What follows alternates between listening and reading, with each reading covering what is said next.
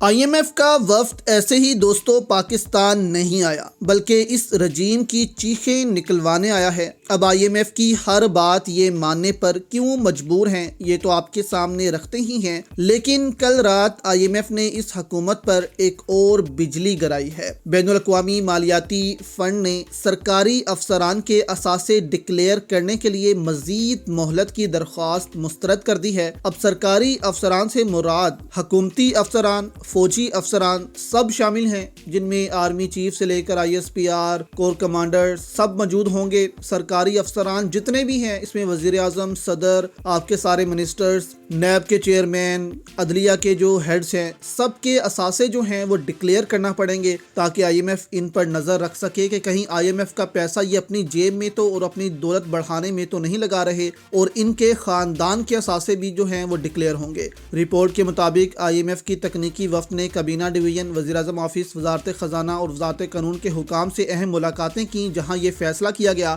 ذرائع کے مطابق سرکاری افسران کے اثاثے ڈکلیئر کرنے کے لیے قانونی ترمیم کے مسودے پر مشاورت شروع کی جا چکی ہے، اور سول سرونٹ ایکٹ میں ترمیم کا ڈرافٹ فروری کے اندر ہی IMF کو فراہم کیا جائے گا۔ تاہم اثاثوں کی ڈکلیریشن سے متعلق قانون سازی فروری کے بعد ہو سکے گی۔ IMF نے وزارت خزانہ سے بھی شرائط کے مطابق بینچ مارک مکمل کرنے کا مطالبہ کیا ہے۔ ایکٹ میں ترمیم کے تحت بچوں کے تعلیمی ادارے کی معلومات دینا لازمی ہوگا، گھر کی آمدن کا ذریعہ اور میاں بیوی دونوں کے اثاثے بھی ڈکلیئر کرنے کی شرط بھی شامل ہوگی۔ ذرائع کا مزید کہنا ہے کہ ترمیم کے تحت پاور آف اٹارنی سے متعلق معلومات بھی فراہم کرنا ہوں گی۔ وزارت خزانہ کے حکام نے IMF کے وفد سے معلومات کے پبلک رسائی میں نرمی کی درخواست بھی کی تھی، جس کو IMF نے مسترد کر دیا ہے۔ اب IMF کی اتنی زیادہ شرطیں دوستو یہ اس لیے ماننے پر مجبور ہیں کیونکہ آپ کے دوست ممالک جن میں چائنا، سعودی عرب، UAE، یہ سارے ممالک بھی پاکستان کو پیسہ تب ہی دیتے ہیں جب پاکستان IMF سے ڈیل کرتا ہے۔ اگر آج IMF یہ ڈیل نہ کرے تو پاکستان کے دوست ممالک بھی پاکستان کی مدد نہیں کریں گے،